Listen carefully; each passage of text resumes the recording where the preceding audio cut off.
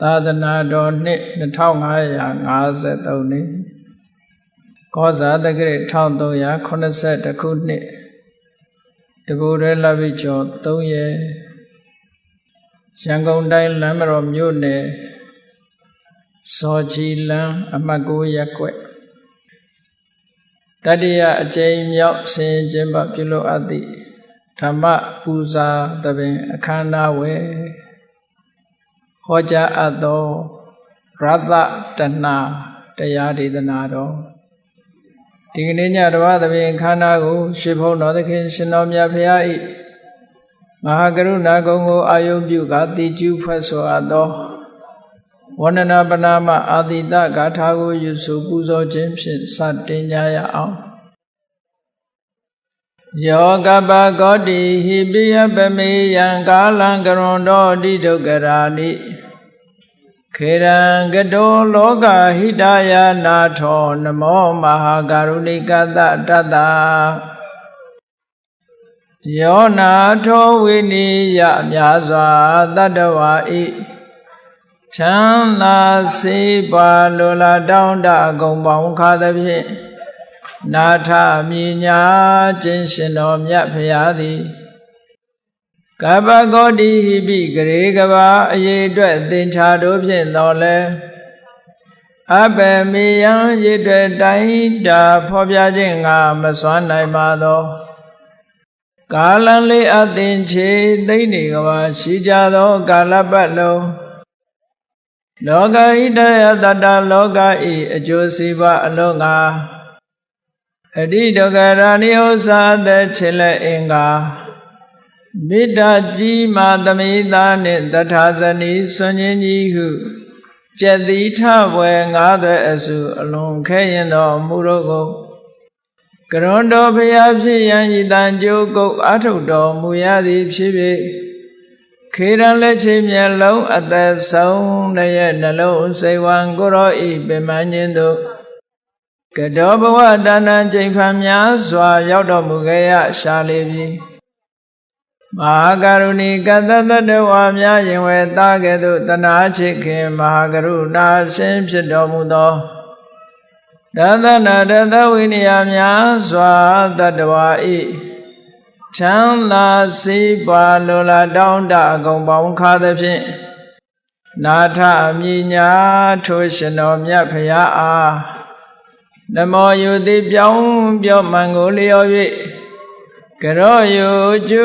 ရှိခိုးခြင်းသည်အထုဘဝတုစင်စစ်မသွေဖြစ်ပါစေတည်း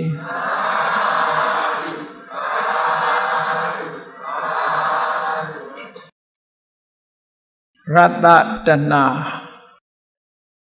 အစားအစာနဲ့ပတ်သက်တဲ့တဏှာကိုရတတဏှာလို့ခေါ်တာအလုံးသိကြတဲ့အတိုင်း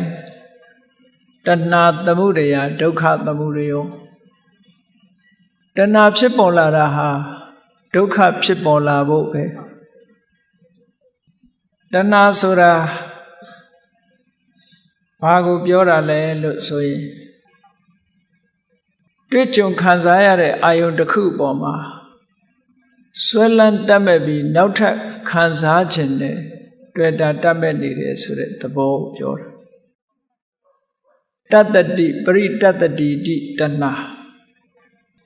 အာယုန်လေးတစ်ခုတွေးထားလို့ရှိရင်ထိုအာယုန်ပေါ်မှာတဒန္တတဖြစ်နေတာတဏှာလို့ခေါ်တယ်တဏှာဆိုရင်ဘယ်တဏှာမှတော့မကောင်းတဲ့ဟာဘုရားမြတ်စွာကသစ္စာလေးပါးကိုဟောတဲ့အခါမှာယာယံတဏပောနုဘဝိကနန္ဒီရာဂသဟကတာတတ္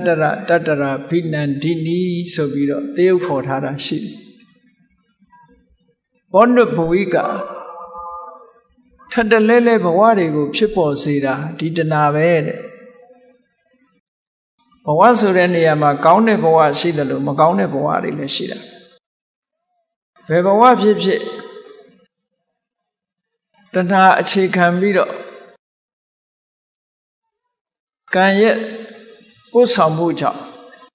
ဘဝတစ်ခုဟာရရှိကြတာဖြစ်တယ်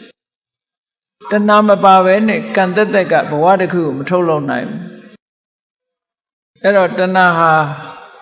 အမြဲတမ်းအရေးကြီးတဲ့အဓိကအကြောင်းဖြစ်လို့မြတ်စွာဘုရားကပောနုဘဝိကာလို့ကံတရားကဘဝတည်းကိုဖြစ်စေတာမှန်တော်လဲပဲတဏှာမပါတဲ့ကံတရားသည်ဘဝတစ်ခုကိုမဖြစ်စေနိုင်ဘူးတဏှာဥဆောင်တဲ့ကံကသာလဲဘဝတစ်ခုကိုဖြစ်စေနိုင်တယ်ဒါကြောင့်မို့တဏှာကိုပဲအဓိကထားပြီးယာယံတဏှာပောနုဘဝိကာနန္ဒီရာဂသဟကတာနန္ဒီဆိုတာနှစ်သက်တယ်ရာဂဆိုတာစွဲမဲ့တယ်စိတ်ထဲမှာအယောင်ဆိုးထားတဲ့အယောင်ကအလွန်ခိုင်မြဲတဲ့အရာဖြစ်လို့ပျောက်သွားတာမဟုတ်ဘူးရာဂဆိုတာဖြူစင်းနေတဲ့စိတ်ကလေးကိုအယောင်ဆိုးထားတော့ဒီအယောင်ကအတော်နဲ့ချွတ်လို့မရဘူးနန္ဒီနှစ်သက်စရာအာယုန်တွေတွေ့တိုင်းနှစ်သက်တတ်တယ်တဲ့ဒါကြောင့်မလို့နန္ဒီရာဂသဟကတာနန္ဒီလို့လည်းခေါ်တယ်ရာဂလို့လည်းခေါ်တယ်ပေါ့တတ္တရဘိနန္ဒီနီတဲ့တတ္တရဆိုတာထိုအာယုန်မျက်စိကမြင်ရတဲ့အာယုန်ပဲဖြစ်စေနားကကြားရတဲ့အာယုန်ပဲဖြစ်စေ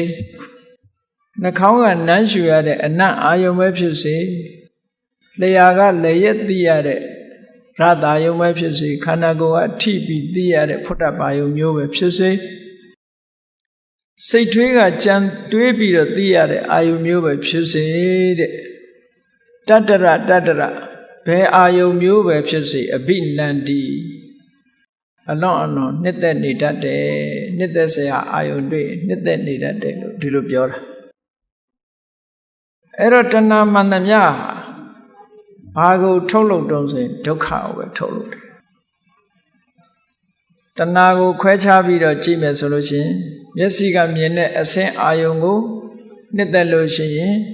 ရူပတဏှာလို့ခေါ်တယ်နားကကြားတဲ့အသံလေးပေါ်မှာနှစ်သက်တွေ့တာလို့ရှိရင်သတ္တတဏှာလို့ခေါ်တယ်နှာခေါင်းကနမ်းရှူရတဲ့အနံ့လေးကိုနှစ်သက်တွေ့တာနေလို့ရှိရင်ခန္ဓာတဏှာလျှာကလည်းရလို့အရသာလေးကိုလျှာနဲ့လည်းရလို့အရသာလေးကိုတွေ့တာနေလို့ရှိရင်ရတ္တတဏှာလို့ခေါ်တယ်ခန္ဓာကိုယ်ကထိတွေ့တဲ့နှစ်သက်စရာအာယုံပေါ်မှာတွေ့တာလို့ရှိရင်ဖုတ္တပတဏှာလို့ခေါ်တယ်စိတ်ထဲကကြံတွေးပြီးတော့သိရတဲ့အာယုံပေါ်မှာနှစ်သက်နေလို့ရှိရင်ဓမ္မတဏှာလို့ခေါ်တယ်တဏှာဘယ်နှမျိုးဖြစ်သွား6မျိုးရူပတဏှာလည်းတဏှာပဲတတ္ထတဏှာလည်းတဏှာပဲလောကလူတွေဟာနေစဉ်နဲ့အမျှလှရပါရကြည့်ဖို့ရအကျိုးစားကြနေစဉ်နဲ့အမျှตายရတဲ့အတန်တွေနားထောင်ကြဖို့ကြိုးစားကြနေစဉ်နဲ့အမျှမွေးကြိုင်တဲ့အနံ့နမ်းရှုဖို့ကြိုးစားနေကြနေစဉ်နဲ့အမျှအရသာရှိတာလေးကိုခံစားဖို့ကြိုးစားကြနေ့စဉ်နဲ့အမျှခန္ဓာကိုယ်ကအထီးအတွေ့လေးပေါ်မှာခံစားဖို့ကြိုးစားကြနေ့စဉ်နဲ့အမျှစိတ်ကူးတွေကตายရပွဲရလေးတွေပေါ်မှာตายရမှုအတွက်ကြိုးစားကြတယ်ဒီပြင်ကြိုးစားတာရှိသေးလားမရှိဘူးလောကလူတွေလှုပ်ရှားလောက်ကင်နေသမျှဓာရှားနေကြတာလို့ပြောအဲ့ဒီထဲမှာ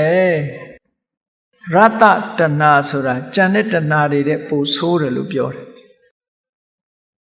ရူပတဏှာမဆိုးဘူးလားဆိုးပါတယ်သူလည်းဆိုးတာ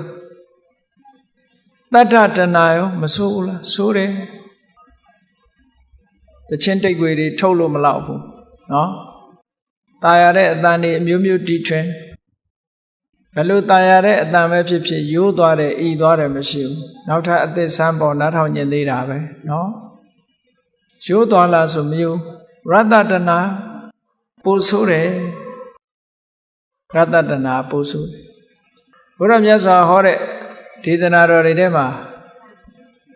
အဲ့ဒီတဏှာ6မျိုးထဲမှာရတ္တတဏှာကပို့လို့ဆိုပါတယ်လို့ဒီလိုဟောတာတချို့ကမျက်စိကမြင်ပြီးတော့တွေ့တာမှုရှိချင်မှရှိတယ် နော်မျက်စိကနေကြည့်ပြီးတော့တွေ့တာမှုကိုဒါတော့မစုံမဲ့ဘူးတချို့ကလည်းနားကြားတဲ့အတန်ကိုတွေ့တာမှုရှိချင်မှရှိတယ်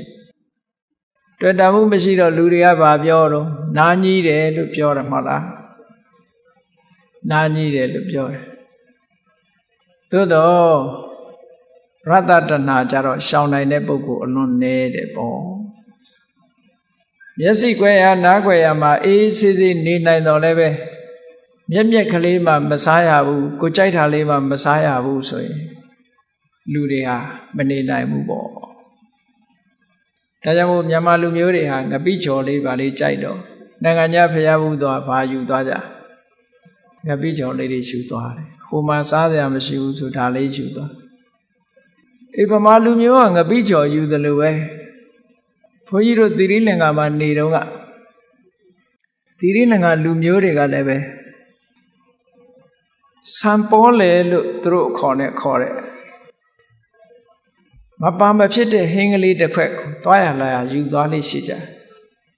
အဲ့ဒီဟင်းကလေးကဘာတော့လို့ဆိုရင်တခြားမဟုတ်ဘူးတီဟိုကျွန်းဆိုတာအုံးမင်ပေါ်တယ်အုံးသီးကိုချစ်ပြီးတဲ့အခါငရုတ်သီးတို့စားကလေးတို့အဲ့ဒါတွေနဲ့ထောင်းပြီးတော့ခက်ချောက်ချောက်လေးဖြစ်အောင်လှော်ထားတာသူတို့ခေါ်စံပေါ်လေလို့ခေါ်တယ်။အိုးအဲ့ဒါလေးနဲ့မုံကလေးနဲ့စားတယ်အဲ့ဒါလေးနဲ့ထမင်းလေးနဲ့စားတယ်မပါမဖြစ်တဲ့ဟင်ဗမာပြည်မှာငပိချုံမပါမဖြစ်တယ်လို့ပဲအဲ့ဒီနိုင်ငံသူနိုင်ငံသားတွေကလည်းစံပေါ်လေဆိုတာမပါမဖြစ်ဘူးတဲ့ကိုကြိုက်တာလေးတော့ကိုယူသွားကြတာပဲဟုတ်ကဲ့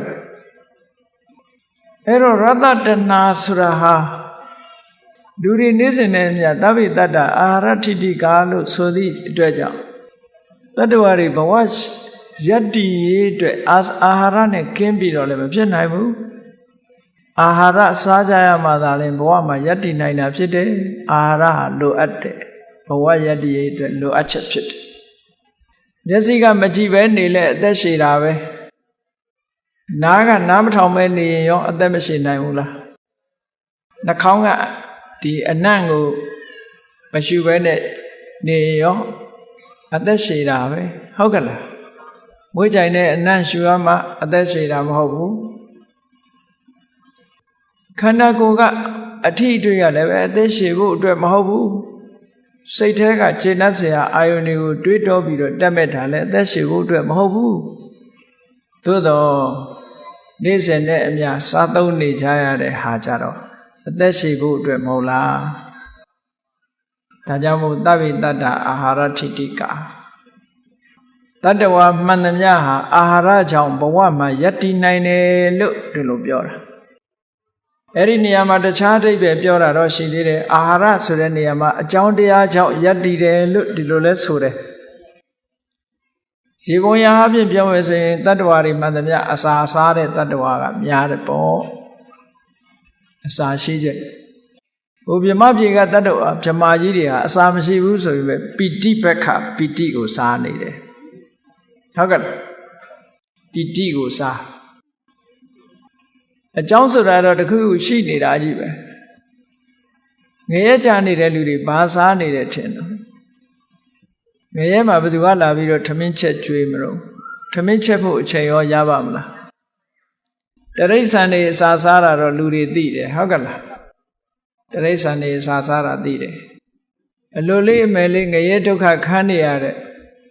တတ္တဝါတွေကြတော့ဘာစားတာတော့လို့ဆိုသူခန္ဓာကိုယ်ထဲကထွက်နေတဲ့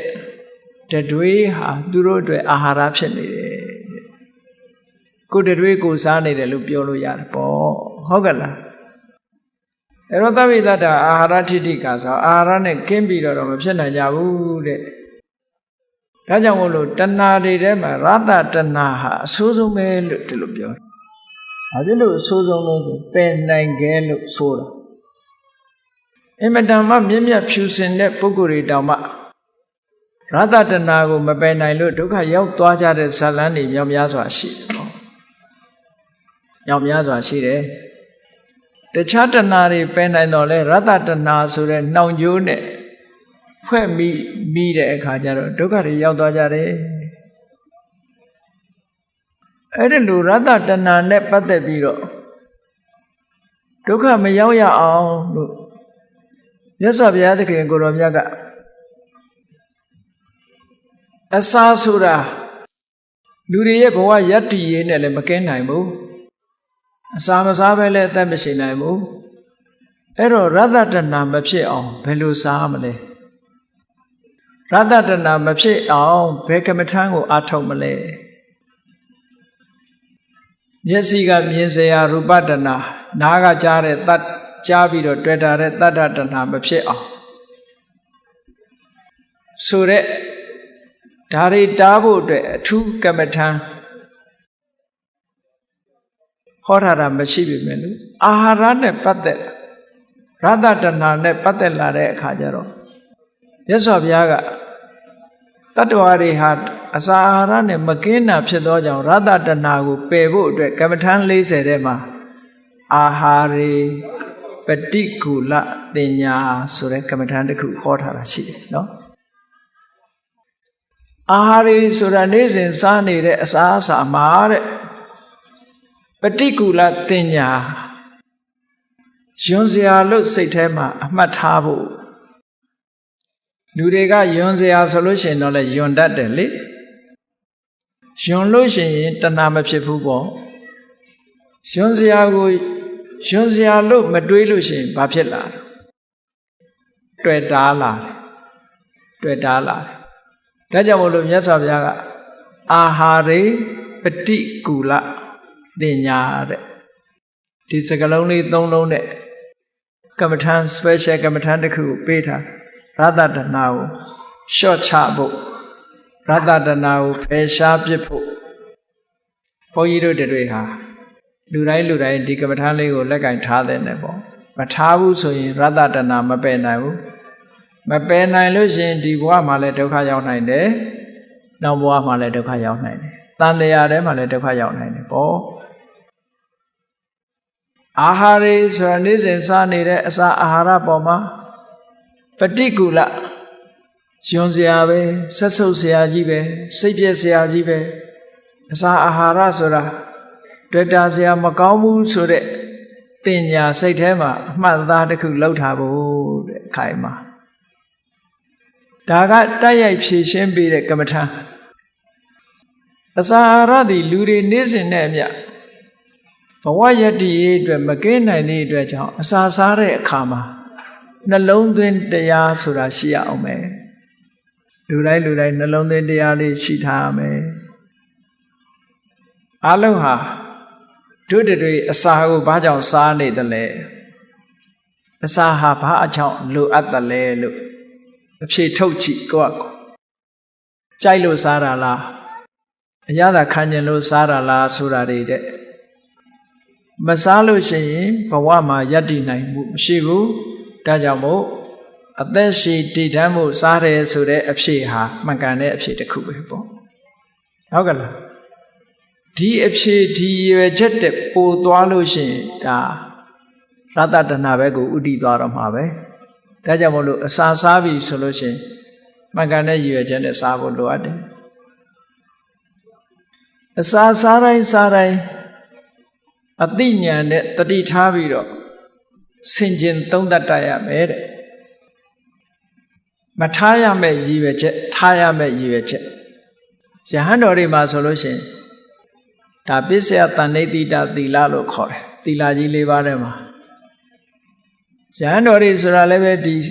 စားစရာရဲ့ဝတ်စရာရဲ့နေစရာရဲ့မကြမ်းမာရဲ့ဆေးဝါးရဲ့ဆိုတဲ့ဒီမိယာ၄ပါးပစ္စည်း၄ပါးလူတွေမှာလည်းပဲမိယာ၄ပါးပစ္စည်း၄ပါးပဲဒီတဲ့ဘယ်သူမှမပို့ဟုတ်ကဲ့လားလူဘဝမှာအသက်ရှည်ဖို့အတွက်ဒီလေးမျိုးပဲပါလဲစားစရာရှိရမယ်ဝတ်စရာရှိရမယ်နေစရာရှိရမယ်မကြမ်းမာရင်ဆေးဝါးရှိရမယ်ဟောဒီလေးခုဆိုရင်ပြည့်စုံနေပြီဘဝတစ်ခုမှာအဲ့ဒီမှာစားစရာနဲ့ပတ်သက်လာလို့ရှိရင်ဘယ်လိုရည်ရွယ်ချက်ထားရမလဲထားရမယ့်ရည်ရွယ်ချက်တွေကဘာလဲမထားရမယ့်ရည်ရွယ်ချက်တွေကဘာလဲလူတိုင်းသိရှိပြီးတော့အစာအာဟာရစားတဲ့အခါမှာ တွေ့တာတတ်မဲ့လို့စားတယ်ဆိုတာမျိုးမဖြစ်အောင်မြတ်စွာဘုရားထိမ့်သိမ့်ဖို့ဆိုပြီးတော့ဟောတာအဲ့ဒါကိုပစ္စဝိက္ခဏလို့လည်းသုံးတယ်ပစ္စဝိက္ခဏဆိုတာပฏิအဝိက္ခဏအသိဉာဏ်နဲ့အကျဉ်းချင်းအထက်ထက်ဆင်ញင်စဉ်းစားတယ်စားတဲ့အခါမှာအမှတ်တမဲ့မစားဘူးအမှတ်တမဲ့မလုပ်ဘူးအမှတ်တမဲ့မစားဘူးဆင်ញင်သုံးသပ်ပြီးမှစားတယ်ကဲမထားရမယ့်ရည်ရွယ်ချက်တွေကဘာတုံးတဲ့မြတ်စွာဘုရားကအစာအာဟာရစားတော့မယ်ဆိုလို့ရှိရင်အသိဉာဏ်နဲ့ဆင်ញင်သုံးသပ်ကြည့်လိုက်ပါတဲ့ငါအခုစားတာဟာဘာအတွက်စားတာလဲနေဝတဝါယနမထာယနမန္တနာယနဝိပုဒနာယဒါပါဠိလိုဒီ၄ချက်ကမထားရမယ့်ရွယ်ချက်တဝဆိုတာပျော်ဖို့ပါဖို့ပျော်ဖို့ပါဖို့ကစားနိုင်ဖို့ဆိုတဲ့ရွယ်ချက်နဲ့မစားရဘူးတဲ့ဒါတစ်ခုနော်ပျော်ဖို့ပါဖို့ကစားနိုင်ဖို့ဆိုတဲ့ရွယ်ချက်နဲ့မစားရဘူးမထဆိုတာမာနတွေတက်ဖို့မစားရဘူးတဲ့မန္တနာအသားရည်စိုးပြေပြီးတော့လှပအောင်ဆိုတဲ့အနေနဲ့မစားရဘူးဝိပုဒနာအသားရည်ပြည့်ဖြိုးဖို့ဆိုတဲ့အနေနဲ့လည်းမစားရဘူးအဓိကအဖြစ်ယဟန်တော်တွေဒီလိုဆင်ခြင်ဖို့မြတ်စွာဘုရားကသွန်သင်ပေးတယ်အဲ့ဒါတွေကမထားရမယ့်ရွယ်ချက်တယ်ဘာဖြစ်လို့လဲဆိုတော့စဉ်းစားကြည့်လေပျော်ဖို့ပါဖို့ကစားဖို့မာနတွေတက်ကြွဖို့ဆိုတာကိုယ်တဏ္ဍာမှာတန်ရောစင်တွေဖြစ်ဖို့ကိုမန်ရစ်နေဖို့ဆိုတာမျိုးမစားသင့်ဘူးတဲ့ဘာဖြစ်လို့အကုသိုလ်တွေတိုးလာဒီရွယ်ချက်နဲ့စားလို့ရှိရင်အကုသိုလ်တွေတိုးတက်လာကုသိုလ်ဘက်ကရော့ကျသွားလိမ့်မန္တနဝိပုဒနာလှပဖို့အသားရည်စိုးပြေဖို့ဆိုတာနဲ့လည်းမစားရဘူးလှပမယ်အသားရည်စိုးပြေအောင်လုပ်ချင်တယ်လှပချင်တယ်ဆိုတာကျန်တဲ့လူတွေသူတစ်ပါးတွေကကိုယ့်ပေါ်မှာတတ်မဲ့လာအောင်တွေ့တားလာအောင်လုပ်ထားတဲ့အထူတူပဲပေါ့အဲ့ဒီရွယ်ချက်နဲ့လည်းမစားတတ်ဘူးတဲ့ဒါလို့ဆိုလို့ဒါဖြင့်ဘယ်လိုရွယ်ချက်နဲ့စားရမှာလဲဣမတ္တကာယတ္တထိတ္တိယဟောဒီခန္ဓာကိုယ်ကြီးဘဝမှာယက်တည်ဖို့အသက်ရှည်ဖို့ဆိုတဲ့ဟာနဲ့ဒါစားရမယ်အသက်ရှည်ဖို့စားတာအစာရမပါလို့ရှိရင်ဘဝမှာမယက်တည်နိုင်ဘူးဒါကြောင့်မို့လို့အသက်ရှည်ဖို့အတွက်တို့စားမယ်ဒီတဲ့မွန်မြတ်တဲ့နှလုံးသွင်းကြတော့ဘာတော့ယာပနမြတ်တာနေလို့ထိုင်လို့ကောင်းအောင်စားမယ်ဣရိယာပထမြတ်တာအောင်စားမယ်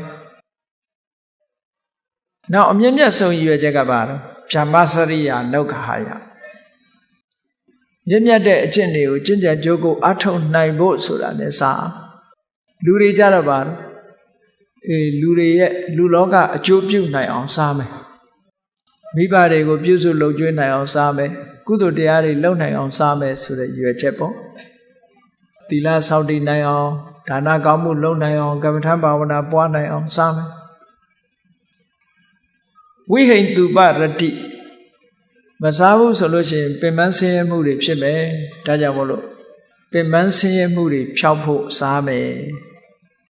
ဒါကထားရမယ့်ရည်ရွယ်ချက်၄ခုဟောခန္ဓာကိုယ်ကြီးတည်တံ့ဖို့စားမယ်ခန္ဓာကိုယ်ကြီးမြတ်တာနဲ့ရှည်ကြဖို့အတွက်စားမယ်ပင်ပန်းနွမ်းတဲ့မှုတွေပျောက်ကင်းသွားအောင်စားမယ်မြတ်သောအကျင့်တွေကျင့်နိုင်အောင်စားမယ်ဟောဒါထားရမယ့်ရည်ရွယ်ချက်၄ခုအဲ့ဒီလိုစားပြီးတဲ့အခါကျတော့ဘာနှလုံးသွင်းနေလဲဆိုလို့ရှိရင်စားလို့ရှိရင်ဝေဒနာဟောင်းပျောက်စေရမယ်စားတာကိုအကြောင်းပြုပြီးတော့အကျိုး2မျိုး3မျိုးရစေဖို့စားရမယ်ဘာလဲဆိုရင်မစားခင်ကမစားလို့ရှိရင်ဖြစ်နေတဲ့ဝေဒနာအဟောင်းလို့ခေါ်တယ်ဘာဝေဒနာတော့ဆိုဘိုက်စားတဲ့ဝေဒနာပေါ့ဟုတ်ကလားအစာယောဂရှိလို့ရှိရင်မစားဘဲနေလို့ရမလား အဲ့ဒါကိုဝေဒနာဟောင်းလို့ခေါ်တယ်မစားခြင်းကြောင့်ဖြစ်ပေါ်နေတဲ့ဆာလောင်တဲ့ယောဂဝေဒနာစိခိစ္ဆာပရမရောဂါစာခြင်းဟာယောဂတွေထဲမှာအဆိုးဆုံးယောဂလို့ပြောတယ်တခြားယောဂဆေးတစ်ခါတော့ပျောက်တယ်စာတာကနေတိုင်းဖြစ်တင်ပေးနေရတယ်ဘယ်တော့မှမပျောက်ဘူးဟုတ်ကဲ့လားဘယ်တော့မှမပျောက်ဘူးဒါကြောင့်ဇိကိစ္ဆာပရမရောဂလို့ခေါ်တာဆာလောင်မှုကြောင့်ဖြစ်တဲ့ဇိကိစ္ဆာဆိုတဲ့ယောဂပျောက်ခဲမှုအတွက်ဝေဒနာဟောင်းပျောက်ဖို့အတွက်စားရမယ်နောက်တစ်ခုကဝေဒနာအသစ်မဖြစ်စေရဘူးတဲ့စားလိုက်သည့်အတွက်ကြောင့်ဝေဒနာအသစ်ဆိုတာအလွန်အကျွံစားလို့ရှိရင်ဘာဖြစ်မလဲအစာမကြေဘူးဆိုရယောဂဖြစ်တယ်ဟုတ်ကဲ့လားမတည့်တာစားလို့ရှိရင်ဥပမာပဲသွေးတိုးမဲ့အစာအစာတွေစားလိုက်ရင်ဘာဖြစ်မလို့သွေးတိုးမယ်စီးချိုတက်တဲ့အစာအစာတွေစားလို့ရှိရင်စီးချိုတက်မယ်ဟောဒါတွေကစားခြင်းကြောင့်ဖြစ်ပေါ်လာတဲ့ဝေဒနာတွေလို့ခေါ်တယ်အဲ့ဒီဝေဒနာအသစ်ကိုလည်းမဖြစ်စေရဘူးခန္ဓာကိုယ်ကြီးဟာသွားလာလှုပ်ရှားလို့အစင်းပြေးပြီးတော့သွားလို့ကောင်းနေလို့ကောင်းထိုင်လို့ကောင်းလှုပ်ရှားလို့ကောင်းအလုံးလုံးနိုင်အောင်ဒါတွေမကဘူးချမ်းသာချမ်းသာပြီးတော့အစာစားလိုက်သည့်အတွက်ကြောင့်ဆင်းရဲဒုက္ခရောက်မသွားစေပဲနဲ့ချမ်းသာအောင်ချမ်းချမ်းသာသာနေလို့ရအောင်စားရမယ်တဲ့ဒါစားတဲ့အခါမှာမထားရမယ့်ရည်ရွယ်ချက်က၄မျိုးထားရမယ့်ရည်ရွယ်ချက်က၄မျိုးစားခြင်းကြောင့်ဖြစ်ပေါ်လာတဲ့အကျိုးကျေးဇူးတွေက၄မျိုးဆိုပြီးတော့ဟောထားတာဒါအမတန်မှမြတ်စွာဘုရားဟောထားတာမှတ်သားစရာကောင်းဒါယဟန်တန်ဃာတွေနဲ့တင်သက်ဆိုင်တာမဟုတ်ဘူးရတ္တတဏပယ်ခွာဖို့အတွက်လူတွေလည်းပဲစဉ်းကျင်စဉ်းစားဖို့လိုအပ်တယ်ပေါ့ရှင်းတော့ကဒီစားခြင်းကြောင့်ဖြစ်ပေါ်လာတဲ့ဝေဒနာဆိုဒီခေတ်မှာပိုများလာရှင်းတော့ကတော့အစားလွန်တဲ့ပုံသားကြီးတွေအကြောင်းကိုပြောလို့ရှိတယ်အစားကြီးတယ်အစားကြီးတာဘယ်လောက်ထိအောင်ကြီးတုံးဆိုလို့ရှိရင်ထမင်းဝဲကနေပြီးတော့လက်ကိုဆွဲထူရလောက်အောင်စားတဲ့လူစားမျိုးကရှိသေးတယ်တဲ့ထမင်းပွဲကနေပြီးတော့သူ့ဟာသူမထနိုင်တော့ဘူးတွေ့ဘူးတယ်မဟုတ်လားချင်းကလေးတွေဟာလူရဲ့သွေးကိုစုပ်တဲ့အခါမှာဖောင်းလာပြီးမပြန်နိုင်တာတော့မတွေ့ဘူးလားတွေ့ဘူးတယ်ချက်ဘိုးလေးတွေဟာလည်းလူရဲ့သွေးကိုစုပ်ပြီးတော့လုံးပြီးတော့မသွားနိုင်တော့အောင်ခြေထောက်နဲ့ကိုယ်နဲ့ကတ်သွားတာရောမတွေ့ဘူးလားနော်လှုပ်လို့မရအောင်လူတွေထဲမှာလည်းပဲအဲ့လိုအာဟရဟထကလို့ခေါ်တယ်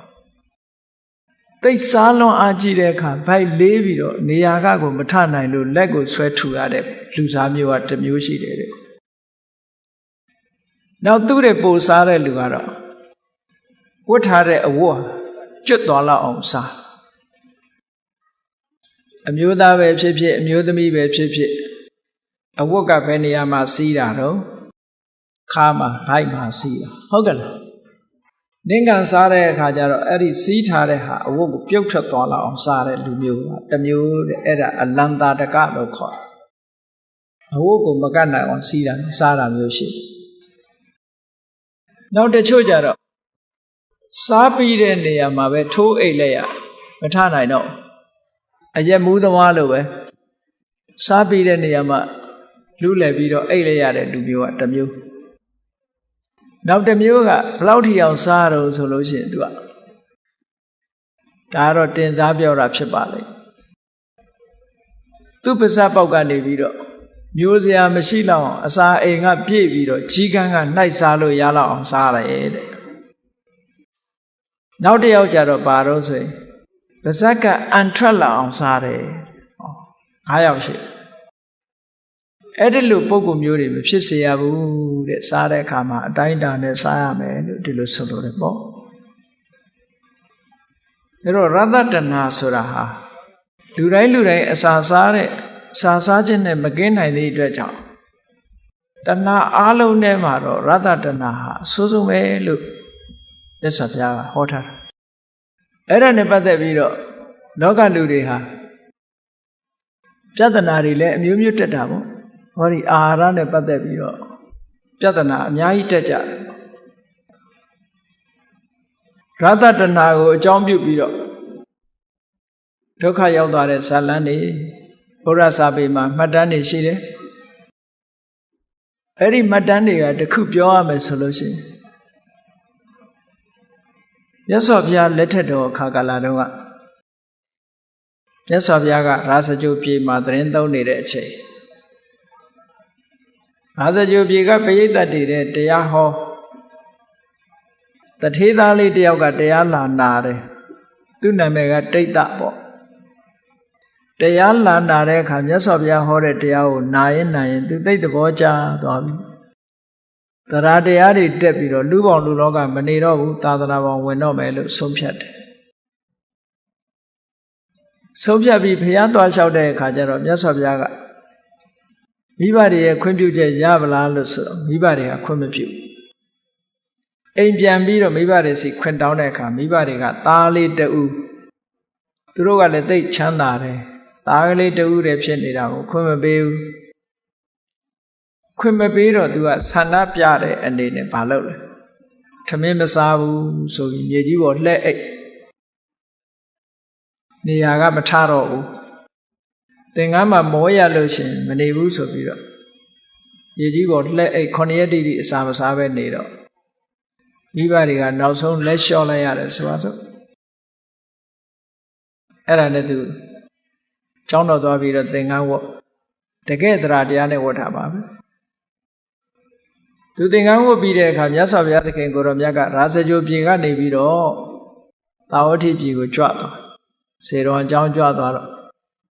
သူလည်းနောက်ကလိုက်သွားရတယ်ပေါ့မိဘတွေကလွမ်းဆွတ်ပြီးတော့ကြံရစ်တယ်သားကလေးတယောက်တည်းအမေလှုပ်တဲ့ပုဂ္ဂိုလ်အဆိုငုံငုံယိုယိုဖြစ်တနေ့ကျတော့ရာဇဂြိုလ်မြို့မှာလက်ခတ်ပွဲသဘင်အကြီးအကျယ်မြို့လုံးကျွတ်ဆင်နွှဲတဲ့အခါမှာအမေလှုပ်တဲ့ပုဂ္ဂိုလ်ကသူ့သားကလေးဝတ်တဲ့အဝတ်ကလေးတွေတစ်တာတဲ့ကထုတ်ပြီးတော့ရင်ဘတ်ထဲမှာပွေ့ပြီးတော့ငိုတယ်တဲ့။အော်ငါသားလေးခရိုင်းဆိုရင်ဒီအဝတ်ကလေးဝတ်ပြီးတော့ပွဲလန်းတဲ့ဝင်တွေသွားတယ်။အခုများဂေါရမဖေကနောက်လိုက်သွားပြီးတော့ဘယ်လိုများနေရှာပါလိမ့်မိဘလှုပ်တဲ့ပုဂ္ဂိုလ်အဲ့လိုလုပ်ပြီးငိုတယ်။ငိုတဲ့ခါကျတော့သူတို့အိမ်လာပြီးတော့လဲတဲ့အမျိုးသမီးရှင်းတော့ကတော့ပြည်တန်းစာလို့ခေါ်တယ်ခုခေတ်ကတော့တစ်မျိုးခေါ်တာပေါ့တိုင်းပြည်ရဲ့တန်စာဆိုတဲ့ပုံစံမျိုးတိုင်းပြည်စီကားအောင်ဆိုပြီးတော့ဘုရင်တွေကတောင်ခန့်ထားလေးရှိတယ်အမတန်ရုပ်ချောတဲ့အမျိုးသမီးတွေဟာတခါတရံကံမကောင်းအကြောင်းမလားပြည်တန်းစာဘဝရောက်သွားကြအဲ့ဒီအမျိုးသမီးကတထေးအိမ်လားလဲရင်းကနေပြီးတော့တထေးကတော်ကြီးငိုနေတာကိုသိတော့ဘာဖြစ်လို့ငိုတာတုံးလို့မေးတော့ဒီလိုပဲသားကလေးတယောက်တည်းရှိတာအခုဘုန်းကြီးဝတ်သွားတယ်သားလေးကိုလွတ်ဆွတ်ပြီးတော့ပြန်ခေါ်လို့မရလို့ငိုကြွေးနေတယ်ဆိုတော့သူကဘာပြောတော့ဆိုရင်ဒါဖြင့်တထေးကတော်ကြီးရဲ့သားလေးကို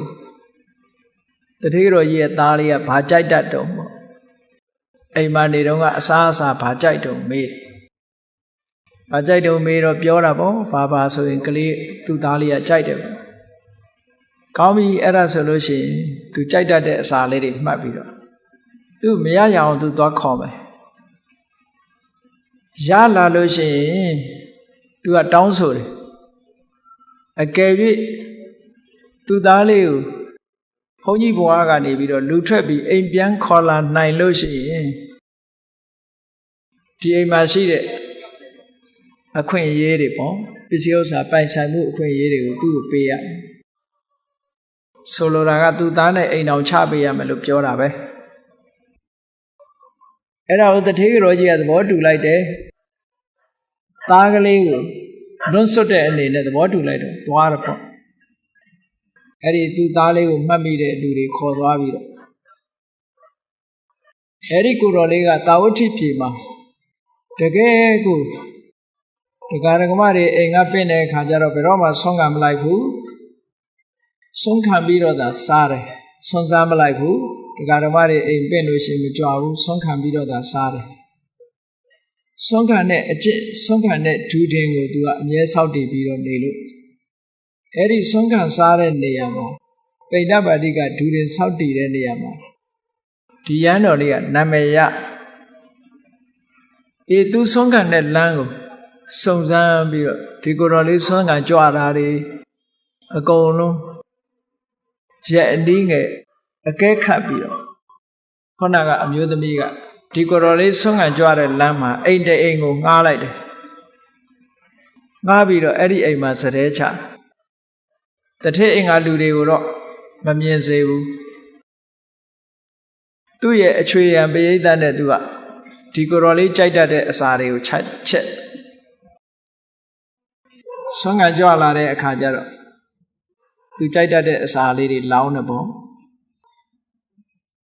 Ratata na sura, no? Do sura go Jada de Asali Jaro, Sergeant Aveda. E tu Jada de Asari launa. The need the mute long like that come. The Isasali Yade Engo, Nira Sonla Yade and the Tamu Yautla. Tali with the Voja. Now Jaro Tigorolego, a more bimbido. Songa de Saint Yautla. Now some go beyond a solution. Go Jaitali Saya de Kama. Songa Same so that a jingle shepido. Eri amudami inga katte songo sare asin yaut twa.နောက်ဆုံးကုံကုံပြောကြပါစို့လူဘဝပြန်ရောက်သွားတယ်ဒါကအစာအာဟာရကိုမရှောင်နိုင်လို့ပေါ့ရတတနာကြောင့်ကြိုက်တာလေးစားရတော့အခါကျဉ်တ်တာကျဉ်တ်တဲ့အတွက်ကြောင့်နောက်ဆုံးမှာရတတနာကိုမပယ်ခွာနိုင်သည့်အတွက်ကြောင့်လူဘဝပြန်ရောက်ပြီးတော့မိဘရထံပြန်ရောက်သွားရှာတယ်ဒါကမြတ်စွာဘုရားလက်ထက်ကတကယ်ဖြစ်ပျက်ခဲ့တဲ့ဖြစ်ပျက်တစ်ခုအေးလောကမှာလည်းပဲလူတွေဟာဒီကနေ့ခေတ်မှာလည်းပဲရှိကြတာပဲအစားအစာနဲ့ပတ်သက်လာလို့ရှိရင်ရှောင်နိုင်ခဲ့ကြဘုန်းကြီးတို့နဲ့သိတဲ့ဆရာတော်တစ်ပါးဆိုဘုန်းကြီးတို့နဲ့ဆုံးဝိုင်းတူတူစားတယ်အဲ့ဒီနေ့ကဆုံးဝိုင်းမှာဘာချက်ထားတော့ဆိုဝက်သားအသားတစ်ထပ်အစီတစ်ထပ်အခောက်တစ်ထပ်သုံးထပ်သားလို့ခေါ်ကြတယ်ပေါ့ရဲနေအောင်ချက်တာအဲ့ဒီဆရာတော်ကဝက်သားနဲ့မတည့်ဘူးသူ့မှာယောဂရှိတယ်သွေးတိုးရှိတယ်စသဖြင့်ပေါ့လေဆုံးဝိုင်းမှာတူတူစားရင်ကနေပြီးတော့ဝက်သားမြင်တော့မနေနိုင်ဘူးဝက်သားမြင်တော့တဒုံးကော်ထက်လိုက်တော့ဘုန်းကြီးကလည်းမနေတတ်တော့ပြောလိုက်တယ်ဟာဆရာတော်ဝက်သားနဲ့မတည့်ဘူးမဟုတ်လားလို့ဆိုတော့ဗာပြောတဒုံးနဲ့ပါကိုတော်တဲ့ဟာတဒုံးနဲ့ပါကိုတော်စားလိုက်တာအစီရောအသားရောအခေါက်ရောစားတော့အရသာကတွေ့တော့နောက်တစ်ခါလက်ကဘယ်ရောက်သွားတော့ဆိုဝက်သားခွဲရောက်သွားလှမ်းကြည့်လိုက်တာနဲ့ဆုံတဲ့အခါသူကထူပါဘူးကိုတော်တဲ့နော်ဒါဒီလိုဟာတွေအများရှိတာနော်တချို့ကြဘယ်လိုပြောတော့ကြိုက်တာလေးစားပြီးတော့သိမယ်တဲ့ဟောဝစားပြီးသိမယ်ငတ်ပြီးသိတာမခံနိုင်ဘူးဆိုအဲ့ဒါဘာကိုတရုပ်ဖော်နာတော့ဆိုရတတနာကိုတရုပ်ဖော်တာပဲမတည့်ဘူးဆိုပေမဲ့လို့မတည့်တာစားပြီးတော့ဆေးတောက်မယ်ဆိုတဲ့အတွေးရှိတဲ့လူတွေကလည်းမြောက်များစွာရှိတယ်ကိုကြိုက်တာလေးကိုစားမယ်တဲ့တဲ့မတဲ့တဲ့စားမယ်စားပြီးလို့ရှိရင်ယောဂဖြစ်ဆေးတောက်မယ်ပေါ့အဲ့ဒီလိုနဲ့လူတွေဟာအစာအာဟာရကြောင့်ဒုက္ခရောက်တာတွေအများကြီးပဲလူတွေအတိုင်းဝိုင်းထဲမှာကြည့်လိုက်မယ်ဆိုရင်ဒီပုံဝတ္ထုတွေကအများကြီးရှိတာဘယ်သူဖြစ်မတဲ့တာစားလို့ဘာဖြစ်တယ်မတဲ့တာစားလို့ဘာဖြစ်သွားတယ် မတည့်မှန်းသိရတဲ့ရတတနာကိုမရှောင်နိုင်လို့စားကြတာတဲ့ဒါဆိုပါစို့မြန်မာနိုင်ငံမှာဆိုလို့ရှိရင်ဘာတွေလွှမ်းမိုးနေတော့ဟင်းကြုံမှုန့်တွေလွှမ်းမိုးဘုန်းကြီးတို့ငယ်ငယ်တုန်းကဆိုလို့ရှိရင်ဟင်းချိုဖို့အတွက်ဘာလုပ်ရအောင်ဆိုရင်ငါးကလေးရတဲ့အခါမှာကင်ထားလိုက်တယ်ငခင်လေးထားတယ်ငခင်လေးကိုမိဘပေါ်မှာဆွဲထားအဲ့ဒီငခင်လေးကိုဖဲ့ပြီးတော့ဟင်းကြုံလုပ်ကြတယ်ဟင်းခတ်အနေနဲ့တုံးကြတယ်ဘုန်းကြီးတို့ငယ်ငယ်တုန်းကစကိုင်းတောင်မှာတတ်တလွတ်ချောင်းနေရတယ်တတ်တလွတ်ချောင်းဆိုတော့ငခင်တို့ပစွန်ကြောက်တော့မရှိဘူးပေါ့ဘာနဲ့ဟင်းကြုံလုပ်တော့ဆိုရင်ချိုတဲ့ပဲလေးတွေရှိတယ်ပဲလွန်းလို့ခေါ်တယ်အဲ့ဒီပဲလေးတွေကို6လှမ်းပြီးတော့ပဲချမ်းကလေးတွေလှုပ်ထားပြီးတော့အဲ့ဒီပဲကိုပြုတ်တယ်ပြုတ်ပြီးတော့ပဲအရည်လေးကိုဟင်းကြုံလုပ်ပြီးတော့ခတ်တယ်ပေါ့ဒီကနေ့ခေတ်တော့ကယ်မီကယ်တွေနဲ့လှုပ်ထားတဲ့ဟင်းကြုံမှုန့်ကလွှမ်းမိုးလာတယ်တဲ့ကြက်မှုန့်လို့ဟင်းကြုံမှုန့်လို့အဲ့ဒါတွေလွှမ်းမိုးလာသည့်အတွက်ကြောင့်ဟင်းကြုံမှုန့်ကဓာတုဗေဒနဲ့လှုပ်ထားတာခံအောင်လှုပ်ထားတဲ့ဓာတုဗေဒဆေးတွေပါတယ်အဲ့ဒါတွေစားတဲ့အခါကျတော့ဘာဖြစ်လာလဲလို့ဆိုလို့ရှိရင်အသေးကဒါတွေကိုမခြေဖြတ်နိုင်ဘူးကြားလာတော့အသေးကအလုံးမလုံးနိုင်ဘူးပထမတော့အသေးကကြိုးစားပြီးတော့ခြေဖြတ်တယ်ခြေဖြတ်ရင်းနဲ့များလာတဲ့အခါကျသူမတတ်နိုင်တော့ဘာဖြစ်အသေးယောဂါတွေဖြစ်တယ်အသေးတွေက enzyme တွေထွက်တယ်အသေးယောဂါဖြစ်တယ်ဆိုအဲ့ဒါအစားအစာဒုက္ခပေးတာပေါ့အဲ့တော့လောကမှာလူတွေယောဂရနေကြတာဘာကြောင့်ယောဂရနေကြသလဲလို့ဆိုလို့ရှိရင်ရတော့ပြင်အစာကယောဂရနေကြအစာကြောင့်ယောဂရအသေးကောင်းလို့ကိုစားတဲ့အစာအာဟာရတွေကိုအသေးကခြေဖြတ်နိုင်သည့်တိုင်အောင်သူ့ကိုတော့ဝန်တော့ဝန်ပိုးကြီးဖြစ်စေတယ်တချို့ကလည်းမိုက်ကန်တွေးသေးတယ်အမလေးတစ်သက်လုံးဟင်းညုံမုံစားလာတာဘာမှဖြစ်ဘူးဟုတ်တယ်ဘာမှမဖြစ်ဘူးပြီးတော့လဲဘာမှမသိတဲ့ယောဂနဲ့သေသွားတော့ဘာမှမဖြစ်ဘူးဆိုတဲ့လူကဘာမှမသိတဲ့ယောဂနဲ့သေတာပဲဘိုက်ထဲကနာသလိုလိုဟိုကနာသလိုလိုနဲ့သွားရောအဲ့တော့ဒီကယ်မီကယ်တွေရဲ့သဘောကခန္ဓာကိုယ်ထဲရောက်လာပြီဆိုလို့ရှိရင်ဒီကယ်မီကယ်ကပြန်မထွက်တော့သေလောက်တဲ့အတိုင်းအတာမရောက်သေးရင်မသေသေးဘူးတဲ့သေလောက်တဲ့အတိုင်းအတာရောက်ရင်သေတာပဲအစိတ်ပဲသူခန္ဓာကိုယ်ထဲမှာအစိတ်တွေစုမိပြီးတော့သွားတဲ့အခါယောဂတစ်မျိုးဖြစ်ပြီးတော့ဒုက္ခရောက်ကြတယ်ပေါ့ဒီကနေ့ခေတ်မှာဆိုလို့ရှိရင်ကယ်မီကယ်တွေကဘလောက်ကြီးဆိုးလာသလဲဒါဆရာဝန်တွေမေးကြည့်တာပေါ့ကျွတ်အိတ်နဲ့ကော်ဖီဝယ်တောက်တာတို့ကျွတ်အိတ်နဲ့မုံဟင်းကားဟင်းညိုဟင်းဝယ်တာတို့မုံဟင်းကားတောက်တာတို့အဲ့ဒီကျွတ်အိတ်ကယ်မီကယ်တွေပါတယ်လူကမမြင်ဘူးဒါတွေအဲ့ဒီအပူနဲ့တွေ့တဲ့အခါကျတော့ဒါတွေကအရေတဲကိုစိတ်ပြီးတော့ပျော်ပြီးတော့ဝင်သွားတာလူမသိသူမသိပေါ့အဲ့ဒါတွေကိုစားတယ်ဟုတ်တယ်ဘာမှဖြစ်ဘူးစားတော့ဘာမှဖြစ်ချက်ချင်းကြီးမဖြစ်ဘူးလေသူကခန္ဓာကိုယ်ထဲရောက်တဲ့အခါကျတော့အဲ့ဒီကယ်မီကယ်တွေကစုလိုက်နောက်ဆုံးကျတော့ဒုက္ခရောက်တာဘယ်သူဒုက္ခရောက်ဆုံးတော့ဆိုအသေးကဒုက္ခရောက်အသေးဒုက္ခမရောက်ရင်ဘယ်သူဒုက္ခရောက်ကြောက်ကဒုက္ခရောက်တယ်အသေးတို့ကြောက်ကတ်တို့တီးချေတို့ဆိုတာအစာခြေဖြတ်တဲ့နေရာမှာအရေးပါတဲ့အင်္ဂါရပ်တွေပေါ့လူရဲ့ခန္ဓာကိုယ်ဒါမို့ဒီကနေ့ခေတ်မှာအသေးယောဂအမြဲတမ်းများတယ်ဒါတောင်လူတွေကသချင်းလှုပ်ဆိုသေးတယ်အသေးကွဲတယ်နော်အသေးကွဲတယ်ဆိုတာနားထောင်လို့တော့ကောင်းတာပေါ့တကယ်ကတော့အသေးကအစာခြေဖြတ်တဲ့နေရာမှာအမြဲတမ်းအရေးကြီးတာဖြစ်လို့အသေးယောဂတွေကြောက်ကတ်ယောဂတွေဒီလူတွေဖြစ်ပြီးတော့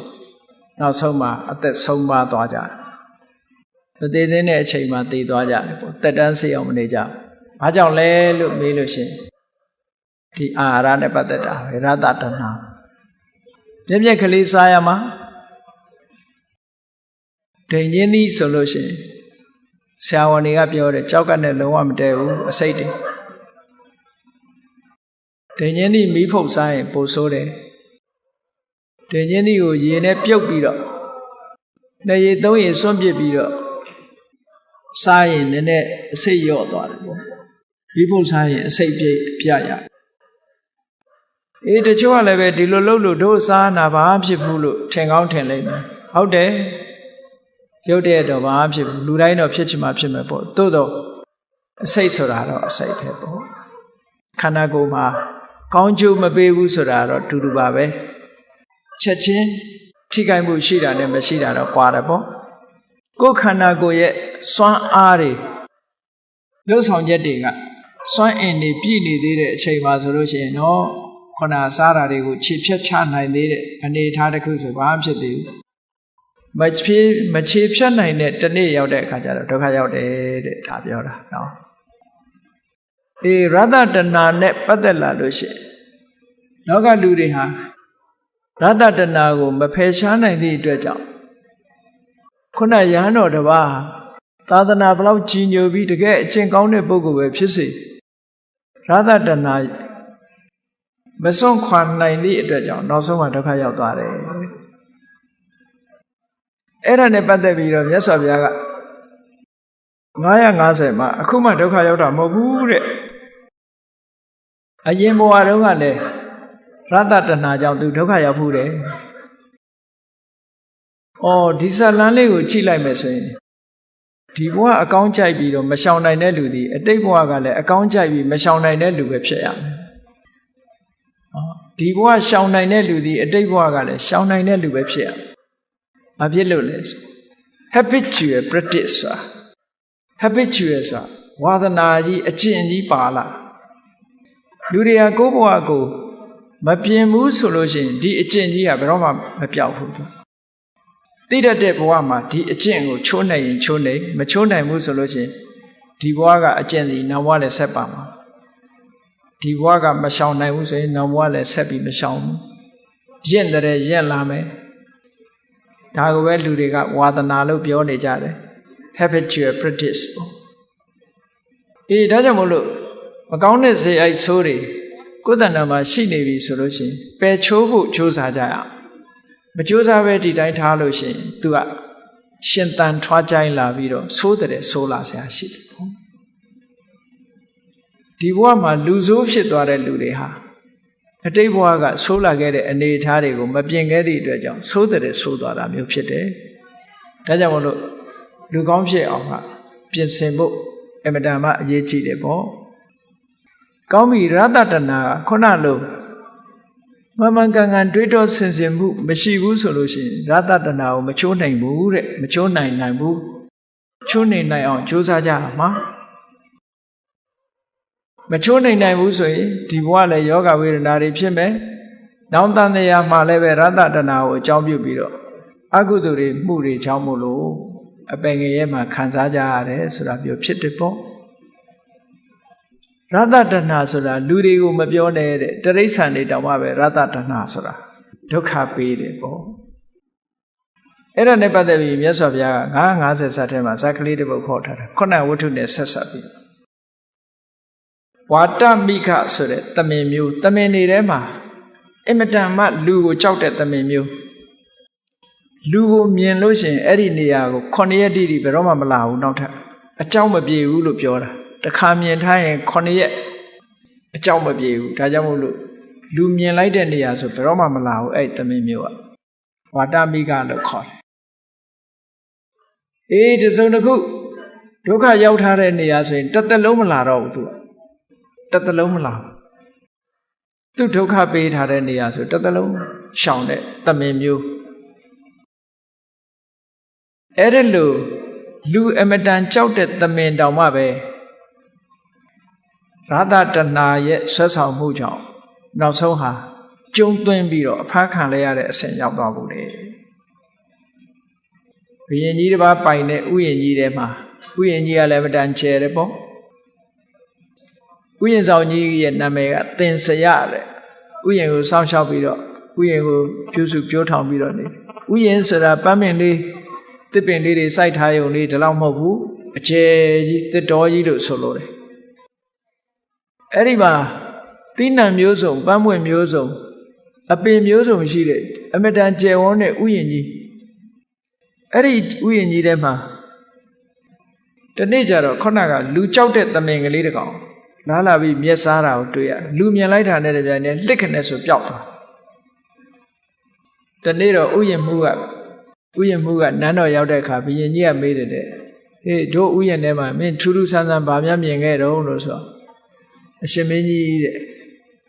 လူအမတန်ကြောက်တဲ့ဝါတမိကဆိုသမင်တကောင်မျက်လာလာစားတာမြင်တယ်ကျွန်တော်မြင်လိုက်တာနဲ့တပြိုင်နက်သူကလက်ခနဲ့ဆိုပျောက်ပြေးသွားတယ်ပေါ့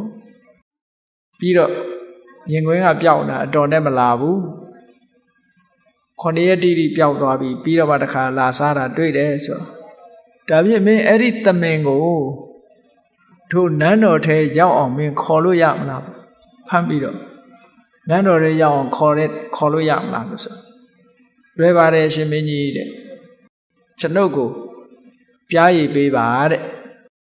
ပြားရည်အလုံးလောက်ပေးပါဒီသမင်နန်းတော်ထဲရောက်အောင်သူဆွဲဆောင်ခဲ့ပါမယ်အဲ့ဒီသမင်လေးလာပြီးတော့မျက်စားတဲ့နေရာကိုသူဘာလုပ်ထားတော့ဆိုပြားရည်ကလေးတွေဖြန်းထားအဲ့မြက်ကလေးတွေဖြန်းထားလိုက်တဲ့အခါကျတော့မြက်ကလေးလာစားတော့ပြားရည်ရတာလေးနဲ့ဆိုချိုးတာပေါ့လေချိုးတဲ့အခါကျတော့သမင်ကအဲ့ဒီမြက်ကလေးစားရင်နဲ့တခြားမြက်သူအရသာမတွေ့တော့ဘူးရတ္တတဏဝင်သွားပြီအဲ့ပြားရည်ဆန်းထားတဲ့မြက်ကလေးပဲရှားပြီးတော့စားတဲ့အဆင့်ရောက်အဲ့ဒါလို့တပတ်10ရက်ကျွေးထားပြီးတဲ့အခါမှာဥယျာဉ်ဆောင်ကြီးကလူရိပ်လူရောင်ပြတယ်ပြလိုက်ရင်လက်ခနဲ့ဆိုပြေးသွားနောက်တရက်ဖြန်းထားလာစားလူရိပ်လူရောင်ပြထွက်ပြေး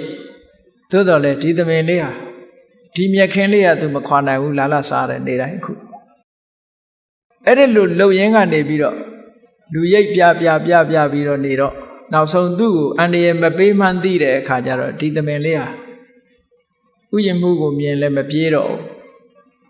သူကြိုက်တဲ့မြက်ကလေးတွေတဝါကြီးစားတယ်ဟိုကလည်းပြားရည်ဆန်းပြီးနောက်ဆုံးဘလောက်အဆင့်အထိရောက်လာတော့ဆိုဥယျာဉ်မှုကသူ့လက်ထဲမှာရှိတဲ့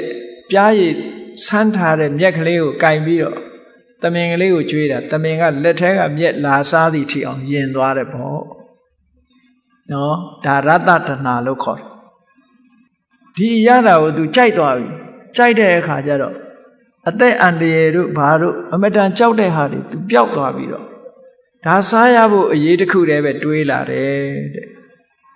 ခုနဘာနဲ့တူတော့ဆိုလို့ရှိရင်ဝဝစားပြီးသေပဲဆွဲလူတွေနဲ့သွားတူတယ်ပေါ့နော်အေးကောင်းပြီအဲ့ဒီဥယျာဉ်မှုကဘယ်လောက်ထိအောင်လှုပ်တော့ဆိုနောက်ကြတော့တစ်ခက်ကလေးတွေချမြက်ကလေးတွေချပြီးတော့နန်းတော်သွားတဲ့လမ်းကိုဟိုဘက်ဒီဘက်ဖြာရိုင်နေပတ်ဥယျာဉ်ကနေပြီးတော့နန်းတော်သွားတဲ့လမ်းတစ်လျှောက်လုံးဖြာတွေပတ်ပြီးတော့မြက်ကလေးတွေချပြီးတော့ပြားရည်လေးတွေဆန်းပြီးတော့ကြွေးပြီးခေါ်သွားတာအဲ့ဒီသမင်လဲအထဲထဲလဲဝင်သွားရောနောက်ကနေပြီးတကားပိတ်လိုက်တယ်မင်းနန်းတော်ရင်ပြင်ရောက်သွားတယ်သမင်အဲ့ဒီကြတော့မှကြောက်လိုက်တာဟိုပြေးဒီပြေးထွက်ပေါက်ကမရှိတော့အဲ့ဒီကြတော့မှကြောက်လိုက်တာသမင်လေးဟာတုံဆက်ဖြစ်ပြီးတော့ကြောက်လန့်တကြားဟိုပြေးဒီပြေးဖြစ်နေတာဘုရင်ကြီးကမြင်တဲ့အခါကျတော့ဗာပြောတော့ဆိုအေးတကယ်လူကြောက်တဲ့သမင်တောင်မှပဲရတ္တတဏမပယ်ခွာနိုင်သည့်အတွက်ကြောင့်လူတော်တဲ့ကိုရောက်လာရပါလားရတ္တတဏဟာအမတန်ဆိုးဝါးပါလားလို့ဘုရင်ကြီးကပြောတယ်တဲ့ဘုရင်ကြီးကတနာလို့အဲ့ဒီသမင်လေးကိုပြန်လွှတ်ပေးလိုက်တယ်အဲ့ဒီသမင်လေးဟာခုနကပြည်တန်းစာအမျိုးသမီးကလာပြီးတော့ဖြားယောင်းပြီးတော့ဆုံးကပ်ပြီးတော့လူဘဝရောက်အောင်ခေါ်သွားတဲ့ကိုတော့ဖြစ်ခဲ့ဘူးတဲ့ဟောသမင်ဘဝတော့လည်းအကောင်းကြိုက်တယ်လူဘဝရောက်တော့လည်းအကောင်းကြိုက်တယ်ပေါ့ဥယျာဉ်မှုကတော့ယဟန်ဘဝမှာယဟန်ဘဝကနေပြီးတော့လူဘဝရောက်အောင်သွေးဆောင်ဖြားယောင်းသွားတဲ့ပြည်တစာမှဖြစ်ခဲ့တယ်ဒီဘဝမှာတော့ဥယျာဉ်မှုလူယောက်ျားဖြစ်တယ်ဟိုတုန်းကအမျိုးသမီးပေါ့ဒီလိုဆိုလို့လေအဲ့ဒီတုန်းကအမျိုးသားပေါ့ဖះလက်ထက်ကြတော့သူအမျိုးသမီးဖြစ်တယ်ပေါ့ဗာရဏသီဘုရင်ကြီးကတော့မြတ်စွာဘုရားကိုယ်တိုင်သူကိုယ်တိုင်ဖြစ်ခဲ့တာလို့ဆိုတာကိုဒီဇာလန်းကိုပြန်ပြီးတော့မိတ်ရှိတယ်အဲ့ဒါရတ္တတဏပဲအေးရတ္တတဏနဲ့ပတ်သက်တဲ့စားเสียတောက်เสียနဲ့ပတ်သက်တာရတ္တတဏဟာအမြဲတမ်းဖြေပြောက်ခဲတယ်ဖြေပြောက်ခဲသည့်အတွက်ကြောင့်ဒီရတ္တတဏကိုဖယ်ရှားဖို့လို့ဆိုပြီးတော့မြတ်စွာဘုရားကအာဟာရေပฏิကူလတင်ညာဆိုတဲ့ကမ္မထံကိုပေးထားသေးတယ် ခုနတုန်းကမှန်ကန်စွာတွေးတောဆင်ခြင်မှုဆင်ခြင်သုံးသပ်ပြီးမှစားဖို့ဆိုတာကိုပြောတယ်ထားရမယ့်ရည်ရွယ်ချက်မထားရမယ့်ရည်ရွယ်ချက်ရရှိလာမယ့်အကျိုးဆက်ဒါတွေကိုဆင်ခြင်သုံးသပ်ပြီးမှအစာတစ်ခုကိုစားခြင်းဖြင့်ရတ္တတဏမဖြစ်အောင်ထိမ့်သိမ့်တယ်အဲ့ဒီတဲ့ပို့အစွမ်းထက်တဲ့အာဟာရပฏิကူလတင်ညာကမ္မထံကိုဆင်ခြင်စဉ်းစားဖို့မြတ်စွာဘုရားကကမ္မထံ40ထဲမှာဒီကမ္မထံကိုပေးထားတယ်ဟုတ်တယ်လေတွေးကြည့်ပေါ့ဘုန်းကြီးတို့တွေစားတဲ့အခါမှာပါးစပ်ပေါက်ကစားလိုက်ကြတာအလုံးသိတယ်နော်စားထားတဲ့အစာတွေပြန်ထွက်တဲ့အခါကျတော့ကိုယ်ပေါက်ထွာရအမာဝပြန်ထွက်တယ်မျက်စိကထွက်တယ်မျက်ခြေအဖြစ်နားကထွက်တယ်နှာဖာခြေအဖြစ်နှာခေါင်းကထွက်ရင်နှာခြေအဖြစ်ထွက်တယ်ဟောကိုယ်ပေါက်ထွာရကနေပြန်ထွက်တယ်စားတာကတစ်ပေါက်ထဲကစားလိုက်တာဝင်သွားတော့ကတစ်ပေါက်ထဲကဝင်တာဟောပြန်ထွက်တဲ့အခါကျတော့ကိုယ်ပေါက်ကထွက်တယ်ဆိုတာကိုဆင်ခြင်စဉ်းစားကြည့်ပေါ့အာဟာရနဲ့ပတ်သက်လာလို့ရှိရင်ဒါယွန်းစရာဆိုတဲ့အဓိပ္ပာယ်လေးကိုဆင်ခြင်စဉ်းစားခိုင်းတာပေါ့ကဲနောက်တစ်ခုလူတွေဟာစားတဲ့အခါကျတော့ထမင်းဝိုင်းကြီးနဲ့အတိုင်းနဲ့အဝိုင်းနဲ့စားကြတယ်မဟုတ်လားဟောမိသားစုပဲဖြစ်စေမိတ်ဆွေတန်ငယ်ချင်းတွေနဲ့ဖြစ်စေပျော်လို့ပါလို့တိုင်းတိုင်းဝိုင်းဝိုင်းစားကြတယ်မဟုတ်လားကဲစားထားတဲ့အစာတွေနောက်ဆုံးအဆင့်စွန့်တဲ့အခါကျတော့ဘာဖြစ်လို့ပုံရှိုးကွယ်ရှိုးတယောက်တည်းမှာတကားလေးချက်ချပြီးတော့လောက်ကြသလဲစားတဲ့အစာအာဟာရတွေကအကောင်းဖြစ်တာဟုတ်ကလားမဟုတ်ဘူးအဲ့ဒါလည်းမြတ်စွာဘုရားဆင်ခြင်ခိုင်းတာပဲစားတော့ကတော့တပျော်တစ်ပါးအများနဲ့စားတယ်စွန့်တဲ့အခါကျတော့ပုံရှိုးကွယ်ရှိုးတယောက်တည်းဟုတ်ကဲ့ဒီသဘောတွေကိုဆင်ခြင်စဉ်းစားပေးပါဩစားတော့ကတော့ကြည့်ကောင်းလိုက်တာနဲ့စားတယ်နော်အဲ့ဒီကောင်းလိုက်တာလို့စားလိုက်တဲ့အစာတွေကအချိန်တန်တော့ထွက်တဲ့အခါကျတော့နှာခေါင်းပိတ်ပြီးတော့စွန့်ရတယ်ကိုယ်အနံ့တောင်ကိုမခံနိုင်ဘူးလေသူများစွာဝေးလာဝေးအေးဒါစားထဲမှာပါတာကိုဗမာလိုပြန်ပြောတာနော်စားထဲမှာပါတယ်အာဟာရပฏิကူလတင်ညာအခန်းမှာဝိသုဒ္ဓိမတ်မှာရေးထားတာကိုပြောတာနော်တကယ်လည်းပဲဒီတိုင်းပဲလေကဲကောင်းပြီဘလောက်ကောင်းတဲ့အစာပဲဖြစ်ဖြစ်အရသာရှိတယ်ဆိုတာရှားပေါ်မှာရှိတော့မယ်အရသာရှိတာမျိုးချလိုက်တဲ့နောက်မှာရှိသေးလားအရသာမရှိဘူးမျိုးချလိုက်တဲ့နောက်မှာဘာမှမရှိသို့သောရှားပေါ်မှာရှိတဲ့အချိန်လေးက2မိနစ်တည်းပိုပါမလားမပို့2မိနစ်လောက်အရသာခံလိုက်တယ်မတည့်တာစားလို့ရှိရင်တစ်သလုံးဒုက္ခရောက်သွားဟုတ်ကဲ့ရာဂသတဏကြောင့်ဆိုပါစို့ဒီတဏကိုမပယ်နိုင်လို့အကုသိုလ်မှုတွေလုပ်လို့ရှိရင်တသံတရားလုံးဒုက္ခရောက်သွားသေးတာပဲယောဂဖြစ်လို့ခံရတာဒီဘဝပဲဒုက္ခရောက်တယ်အကုသိုလ်မှုရာဂတဏကိုအခြေပြုပြီးတော့အကုသိုလ်မှုပြုပြီးဆိုလို့ရှိရင်တော့တသံတရားလုံးအတွက်ဒုက္ခရောက်သွားနိုင်တာပဲအဲ့ဒီသဘောတွေကိုဆင်ခြင်စဉ်းစားကြည့်ဖို့လိုအပ်တယ်ပေါ့လောကမှာအစာအာဟာရနဲ့ပတ်သက်လာတဲ့အခါမှာလူတွေဟာအမျိုးမျိုးရှိကြတယ်ကိုယ်တိုင်ကြိုက်တဲ့အစာကိုလည်းသူများကိုကြွေးတတ်ကြတယ်ဘာဖြစ်လို့ကိုကအကောင်းကြိုက်ရင်သူများကိုလည်းကြွေးတတ်လို့ရှိသို့တော်လည်းကိုယ်တိုင်အကြောင်းအကောင်းကြိုက်ပြီးတော့သူများကိုအကောင်းမကြွေးတဲ့လူဆိုတာလည်းရှိတယ်နော်အားလုံးကြားဦးကြလိမ့်မယ်အစာဆိုတာကိုကြိုက်တာအကောင်းဆုံးပဲဟုတ်ကဲ့လားကိုကြိုက်တာအကောင်းဆုံးလို့ပြောရမယ်ဒွင်းသီးကြိုက်တဲ့လူကဒွင်းသီးကောင်းတယ်ပေါ့မကြိုက်တဲ့လူကြတော့နန်းတယ်ပေါ့ဒီလိုပဲအဲ့တော့ကောင်းတာလေးတွေကိုကြိုက်တဲ့အခါမှာဒီတချို့ကြတော့ကိုကကြိုက်တယ်သို့တော့သူများကိုကောင်းတာလေးတွေစားစေခြင်းနဲ့ဆိုတဲ့စေတနာရှိတဲ့လူရောမရှိဘူးလားဆိုပါစို့မိဘတွေပါတယ်ဆိုလို့ရှိရင်လေမိဘတွေဆိုလို့ရှိရင်ငယ်စဉ်တောင်ကြီးကလေးဘဝလူတိုင်းလည်းရှိကြပါလိမ့်မယ်အမေဖေကကိုသားငယ်သမီးငယ်လေးတွေကိုကြွေးတယ်မဟုတ်လားကောင်းတာလေးတွေကြွေးပြီးတော့ကိုကတော့အယိုးရင်လေးစားတယ်လေအယိုးရင်လေးစားတယ်အဲ့ဒါမိဘရဲ့စေတနာတခါတရံကြတော့မိဘရဲ့စေတနာကိုလွဲမှားစွာအတိတ်ပဲကောက်တဲ့လူကရှိသေးတယ်နော် တကယ်ဖြစ်ပျက်ခဲ့တာတခုပြောပြမိဘရဲ့စေရနာကိုလွဲမှားစွာတရုပ်ဖော်တယ်လဲမှားစွာအထိပ္ပယ်ဖော်ဆောင်တယ်မိသားစုတစ်ခုမှာအမေလုပ်တဲ့ပုဂ္ဂိုလ်ကပစွန်တုတ်ချက်ကျွေးတယ်သားသမီးတွေမကြမကြပစွန်တုတ်ဟင်းချက်တယ်ပစွန်တုတ်ဆိုတာခေါင်းကကောင်းတာလားအသားကကောင်းတာလားအသားကကောင်းတာနော်မိဘလုပ်တဲ့လူကသားသမီးတွေကိုအကောင်းစားစေချင်တော့သူကခေါင်းစားပြီးတော့သားသမီးတွေကိုဗာကျွေးတယ်အသားလေးတွေကျွေးတယ်ထွင်ပြီးတော့အသားလေးတွေသူ့ကြတော့ခေါင်းစားအဲ့ဒါလူငယ်ငယ်တုန်းကကျွေးခဲ့တာသားသမီးတွေကသူတို့ကြီးလာတဲ့အခါကျတော့ဘလို့အောင်းမေတော့ဆိုရင်တို့အမေကပစွန်ကောင်းကြိုက်တာပစွန်အသားမကြိုက်ဘူးဆိုပြီးတော့အမေကိုပစွန်ထုတ်ချက်ကျွေးတဲ့အခါမှာအသားတွေသူတို့စားပြီးတော့မိဘကိုပစွန်ကောင်းကြီးပဲထည့်ပေးတယ်ထည့်ပေးတဲ့အခါအမေလှုပ်တဲ့ပုဂ္ဂိုလ်ကပစွန်ကောင်းလေးဝါရင်ကနေမျက်ရည်တွေပေါက်ပေါက်ကျတဲ့ငါကငယ်ငယ်တုန်းကနင်တို့စားခြင်းစလို့ငါလည်းအသားကြိုက်တာပေါ့ဟဲ့ခေါင်းပဲကြိုက်ပါမတော့ဟုတ်ကဲ့လားစေရနာကိုလွဲမှားစွာအထိပ္ပယ်ဖော်ဆောင်ခြင်းလို့ခေါ်တယ်သားသမီးကလည်းစေရနာနဲ့ကြွေးတာအမေကခေါင်းကြိုက်တယ်ထင်ပြီးတော့ခေါင်းကြွေးတာပေါ့မဟုတ်လားတခါတော့အဖြစ်ပြက်တစ်ခုလည်းပြောပြအောင်ဒါ true story နော်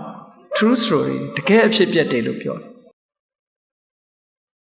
ဇနီးမောင်နှံနှစ်ယောက် honeymoon ထွက်တယ်တဲ့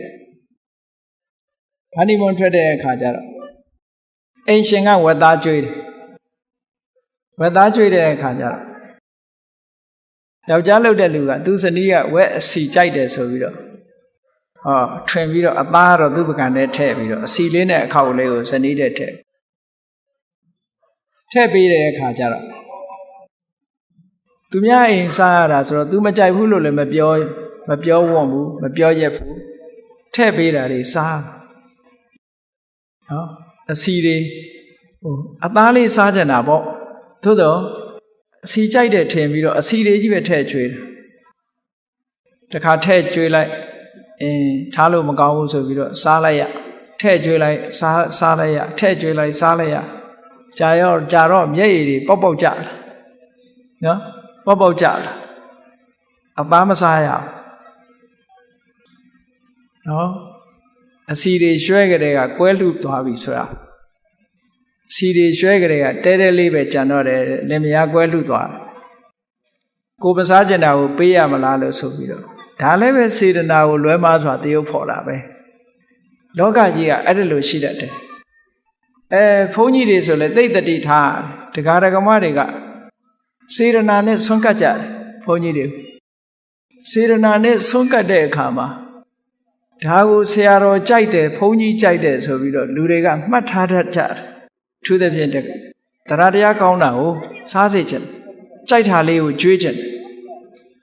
ဘုန်းဘုန်းတို့ငယ်ငယ်တုန်းကတော့ကျောင်းတကာကျောင်းမတွေကဥစဉ်ပါကြိုက်တုံဆိုရင်ကောင်းတာပဲကြိုက်ထားလိုက်တယ်ဒီပုံမြင်နေကြားဘူးနေတော့ကောင်းတာပဲကြိုက်တယ်မကောင်းတာကိုစားချင်မှစားမယ်ကြိုက်ထားတာတော့ကောင်းတာပဲကြိုက်ထား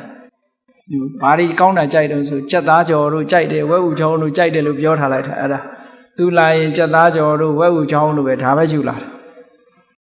အဲ့ဒါလို့မဟုတ်ဘူးဟိုလက်ပံကောင်းကြိုက်တဲ့ကိုတော့ရဲ့ဒုက္ခနော်လက်ပံကောင်းကြိုက်တဲ့ကိုတော့ဘာသွားလှုပ်တုံးဆိုတော့လက်ပံကောင်းချင်းဟင်းတဲ့ကျောင်းကိုဆုံးပို့လိုက်တဲ့အခါကျတော့သွားပြီးတော့လောကုတ်လှုပ်လိုက်တာကျောင်းမကြီးအိမ်ကပို့တဲ့လက်ပံကောင်းလေးနဲ့ဆွန်းစားလို့မိန်နေဟိလို့ပြောလိုက်တာကလေးတွေကအဟုတ်မှသွားပြောတဲ့အခါကျတော့နေတိုင်းလက်ပံကောင်းချေဟင်းကြီးပဲချက်တယ်စေရနာနဲ့စားစေချင်တယ်ဘုန်းကြီးကြိုက်တယ်ဆိုလို့ချက်ပေးစိတ်ပြက်နေပြီဒီကဘုန်းကြီးကနေတိုင်းလက်ပံကောင်းချက်တွေကြီးပဲလာနေလို့နောက်ဆုံးရွာမီးလောင်တဲ့အခါအဲ့ဒီအိမ်မှာမီးတဲ့ပါသွားတော့ဒီနေ့တော့ဝှကျွတ်ပြီလို့အောင်းမိအတော်ကြတော့ဆုံးအုပ်ကြီးရောက်လာတဲ့လက်ပံကောင်းချေဟင်အရှင်ဘုရားကြိုက်တယ်လို့တပည့်တော်အိမ်ကဟာတွေမီးတဲ့ဘာတွေပါသွားတပည့်တော်ဂရုမစိုက်ဘူးလက်ပံကောင်းထုတ်တော့မရရအောင်ဆွဲချတယ်ဟောစေရနာကိုလွဲမှားစွာတရုပ်ဖို့နော်ဘုန်းကြီးကပြောလိုက်တဲ့စေရနာကတော့လက်ပံကောင်းချက်လဲဆွမ်းစားလို့မိန်တယ်လို့ပြောတာတရားတရားဖြစ်ပြီးတော့ဝမ်းသာအောင်လို့ပြောတာအဲ့ဒီဝမ်းသာအောင်ပြောတဲ့စေရနာကိုလွဲမှားစွာတရုပ်ဖို့တော့ဒီလက်ပံကောင်းကြီးပဲချက်ချွေးတယ်ဒါလည်းဖြစ်ခဲ့တာ ဘုန်းကြီးတို့ငယ်ငယ်တုန်းကကြားဦးတယ်မန္တလေးကဆရာတော်ကြီးတစ်ပါးဒီလိုပဲတရက်ကြတော့ငါခြေဟင်းလေးတစ်ခွက်ကျောင်းကိုချက်ပြီးတော့ပို့လိုက်ဆွမ်းကြိုက်သွားယူတော့အဲ့ဒီခြေဟင်းလေးပါလာတော့ဆရာတော်ကြီးကဝမ်းသာအောင်လို့ဆိုပြောခိုင်းတာပေါ့လေတခါတလေကျတော့ဝက်သားပို့တဲ့အိမ်ကဝက်သားဆိုတာအကောင်းတယ်ဆိုတာဘာမှပြောစရာမလိုဘူးလေခြေဟင်းသမားမျက်နှာငယ်မှာဆိုလို့ဆရာတော်ကြီးကပြောခိုင်းတာအေးခြေဟင်းလေးကောင်းလိုက်တာဆွမ်းစားလို့ပိုးမိန်တယ်လို့ပြောခိုင်းလိုက်တော့နောက်ရဲ့ခြေဟင်းကြီးပဲလာနေတယ်နော်ဝက်သားတို့ကြက်သားတို့မချက်ဘူးခြေဟင်းကြီးပဲလာတော့အဲ့ဒီဆရာတော်ကြီးကတော့ဘာပြောခိုင်းတုံဆိုလို့ရှိရင်မင်းနေ့ဖြင့်ကကြရင်ဒကမကြီးပြောလိုက်ကွာတခါတရံဝက်သားလေးလည်းကောင်းတယ်လို့ပြောသင်ပေးလိုက်ရသေးတယ်အဲ့တော့စေရနာကဆရာတော်ကြီးတွေကပြောတဲ့စေရနာကဘာတုံးဆိုလို့ရှိရင်အေးခြေဟင်းချက်ပို့တာမျက်နှာငယ်မှာဆိုလို့ကောင်းတယ်လို့ပြောခိုင်းလိုက်တာအဲ့ဒီစေရနာကိုလွဲမှားစွာတရုပ်ဖော်လိုက်တဲ့အခါကျတော့ဒီခြေဟင်းတွေကြီးပဲနေတိုင်းပို့တော့ဒုက္ခရောက်တာပေါ့ဘုန်းကြီးကဘာပြောတော့ဆိုရင်ဟုတ်လားရွှေချင်မောင်တုံးကမှမောင်ဖုံးပြန်ခဲ့တော့မယ်ဆိုပြီးတော့ကြောင်းမှတော့မနေတော့ဘူးဆိုတာမျိုးဖြစ်သွားတတ်တယ်အေးအဲ့ဒါလေတတိထားစရာအချက်တစ်ခုပဲနော်အာဟာရနဲ့ပတ်သက်လာလို့ရှိရင်လွဲမှားစွာတရုပ်မဖော်တတ်ကြရဘူးလွဲမှားစွာအတိတ်ပဲမကောက်ယူရဘူးမှန်ကန်စွာအတိတ်ပဲကောက်ယူဖို့လိုအပ်တယ်အေးရသတဏကိုမြတ်စွာဘုရားသခင်ကိုရောမြတ်ကလောကလူတွေဟာရသတဏကိုမဖယ်ရှားနိုင်သည့်အတွက်ကြောင့်ဒီစာဟာရကိုခြေခံပြီးတော့ဒုက္ခရောက်သွားကြတာဒီမြောက်များစွာရှိတယ်။ဒါကြောင့်မို့အာဟာရိပฏิကူလတင်ညာဆိုတဲ့ဒီသဘာဝတရားဒီကမ္မထန်တရားကိုဆင်ញင်နှလုံးသွင်းရမယ်လို့မြတ်စွာဘုရားကကမ္မထန်ထဲမှာထည့်ပြီးတော့ဟောထားတာ။ယဟန်ပဲဖြစ်ဖြစ်လူပဲဖြစ်ဖြစ်ဘုန်းကြီးတို့တွေဟာဒီအစာအာဟာရစားတယ်ဆိုတာခန္ဓာကိုယ်တည်တံ့မှုစားတာကောင်းလို့စားတာမဟုတ်ဘူးကြိုက်လို့စားတာမဟုတ်ဘူးခန္ဓာကိုယ်တည်တံ့ရင်ပြီးရောဆိုတဲ့ကောင်းမှစားမယ်ကြိုက်မှစားမယ်ဆိုတဲ့ရည်ရွယ်ချက်တွေမထားဘဲနဲ့အာဟာရပฏิကူလတင်ညာနှလုံးထားပြီးတော့ရသတဏကိုဖယ်ရှားကြိုးစားအထောက်ကြရမှာဖြစ်ပါတယ်အကယ်၍ရသတဏကိုမဖယ်ရှားနိုင်ဘူးဆိုလို့ရှိရင်ရသတဏကိုအကြောင်းပြုပြီးတော့အကုသိုလ်တွေစွမိလာလို့ရှိရင်ဒီဘဝမှာလည်းဒုက္ခရောက်နိုင်တယ်တန်တရားမှာလည်းဒုက္ခရောက်နိုင်တယ်ဆိုတာကြောင့်မြတ်စွာဘုရားသခင်ကိုရောမြတ်ကရာသတဏကိုဖယ်ရှားပစ်ဖို့ဟောကြားဆုံးမတော်မူတာဒါကြောင့်မလို့နေ့စဉ်နဲ့အမျှစားတော့နေကြတဲ့အစာအာဟာရတွေပေါ်မှာ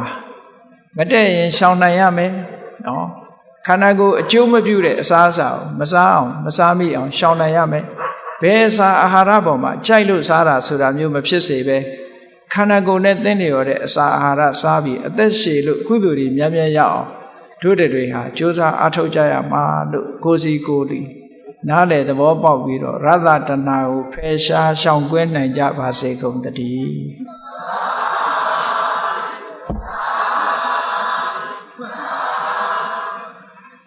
မေတ္တာပို့ရအောင်တတ္တဝါများစွာဘေးရန်ကွာချမ်းသာကြပါစေတတ္တဝါများစွာဘေးရန်ကွာချမ်းသာကြပါစေမေတ္တာရေချမ်းသွန်ငါဖြံငြိမ်းချမ်းကြပါစေမေတ္တာရေချမ်းသွန်ငါဖြံငြိမ်းချမ်းကြပါစေသက်ရှိချမ်းသာစိတ်ချမ်းသာလူရဆန္ဒပြည့်ပါစေသက်ရှိချမ်းသာစိတ်ချမ်းသာလူရဆန္ဒပြည့်ပါစေဓမ္မောတရံပိဝိတဝါနဝိသာတဗ္ဗေတမုဟတံအစရမရာတိတိဘာဝံနိဗ္ဗာနံယန္တုတာရောဓမ္မောတရံလောဘဒေါသမောဟစိတ်တောင်းကင်းပြောက်ကြည်တရားစေကိုပိဝိတဝဝန္တာရှင်ပြတောက်ကြရအနာကြရကုန်သောကြောင့်ဝိသာတဗ္ဗေပူဇာခြင်းနောက်ကိလေသာအစေတောက်ဟူသည်များတို့သည်တဗုဂတပိဉ္စပဲတွင်ရေမတင်တဲ့ကဲ့သို့ကင်းစင်လွင်ပြောင်းပေမရောက်အောင်ပယ်ဖြောက်အပ်ကုန်သည်ဟ ဟွန်တုစင်စစ်မသွေဖြစ်ကြပါစေကုန်သတည်းအစရမရံအိုခြင်းလဲကွာနာခြင်းလဲကင်းသေးခြင်းလဲရှင်းထသောတိတိဘဝကိလေသာဟုပုခသိင်ကင်းခြင်းရာအစစ်ဖြစ်ပေထသောနိဗ္ဗာန်နိဗ္ဗာန်ဟုခေါ်အေးပြုတော်သို့သာရောတရားချစ်ခင်စိတ်ကောင်းဝိညာသူတော်စင်များတို့သည်ယန္တုပါရမီအစဉ်စဉ်မြင့်တယ်မြင်၍မလင့်ပုံသေးဆက်ရောက်တော်မူကြပါစေကုန်သတည်း